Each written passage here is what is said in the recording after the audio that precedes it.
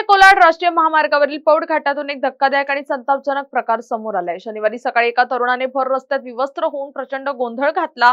धनवेवाडी वळणावर रस्त्याच्या मधोमध उभा राहून या तरुणाने वाहने अडवण्याचा प्रयत्न केला, ज्यामुळे पर्यटकांच्या गर्दीत मोठी वाहतूक कोंडी निर्माण झाली होती। एवढ्यावरच न थांबता या माथेफिरूने एका चारचाकी गाड्यावर चढून उड्या मारल्या, ज्यात गाडीचं सनरूफ फुटून मोठं नुकसान झालंय। या विचित्र प्रकारामुळे मुळशीकर नागरिक आणि प्रवाशांमध्ये तीव्र संताप व्यक्त होत असून घाटातील सामाजिक सुरक्षेचा प्रश्न पुन्हा एकदा ऐरणीवर आलाय।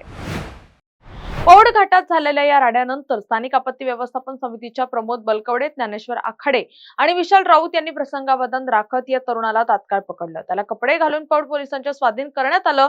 मात्र पोलिसांनी या प्रकरणी कोणताही गुन्हा दाखल न करता केवळ नातेवाईकांना बोलावून त्या तरुणाला त्यांच्या ताब्यात दिलं।